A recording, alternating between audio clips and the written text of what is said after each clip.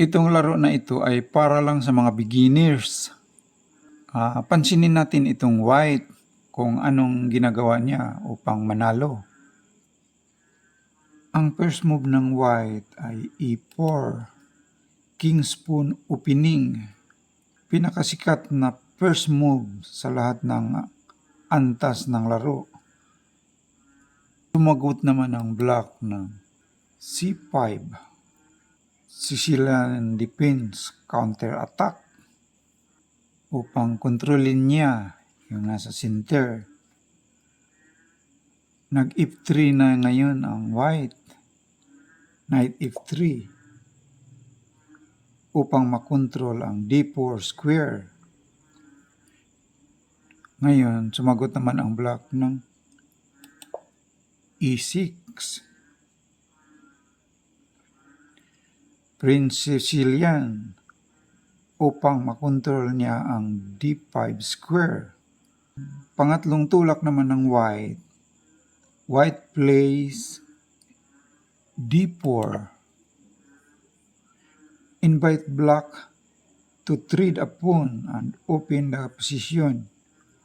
Black captures white pawn to reduce white control of the center, expecting the pawn to be recaptured.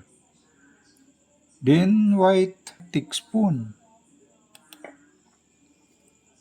Nag-a6 naman ang black.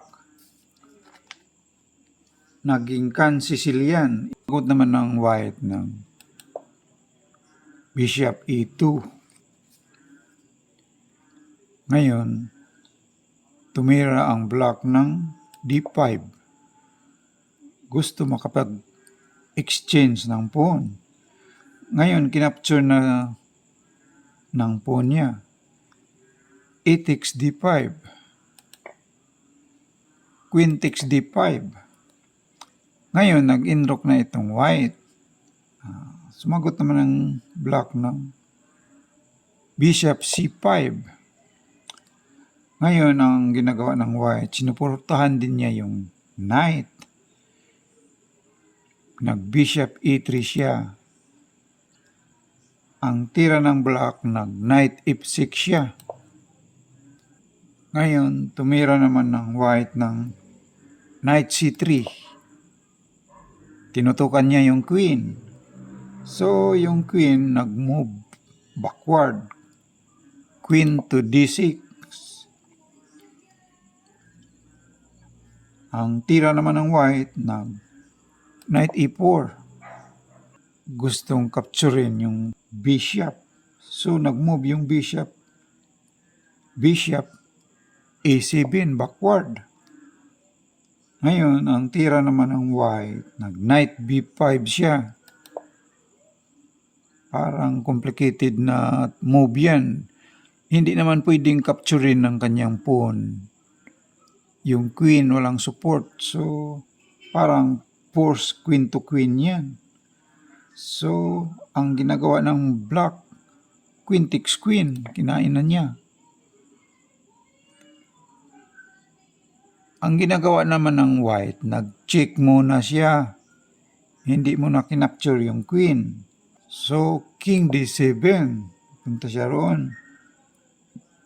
Kinain na ng rook yung kanyang queen. Check pa rin. King takes c7. Kinain yung knight. Ngayon, bishop e4 check. King c6. Punta siya roon. Rook d6.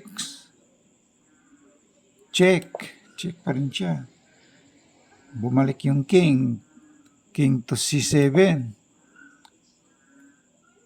Ngayon, ginalaw na yung isang rook niya. Rook a d1. Ang sagot naman ng black,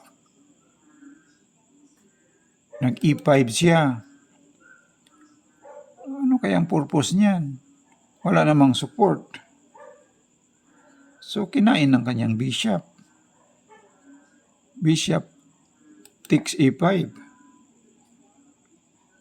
Sagot naman ng black, Bishop takes F2, nag-check siya. Parang sinacrifice niya. Ay, hindi naman pwedeng kainin yan dahil madouble check siya sa knight ng black. So, ang ginagawa ng white, nag-king F1 lang siya. Ngayon, tumira naman ng black ng Bishop D4.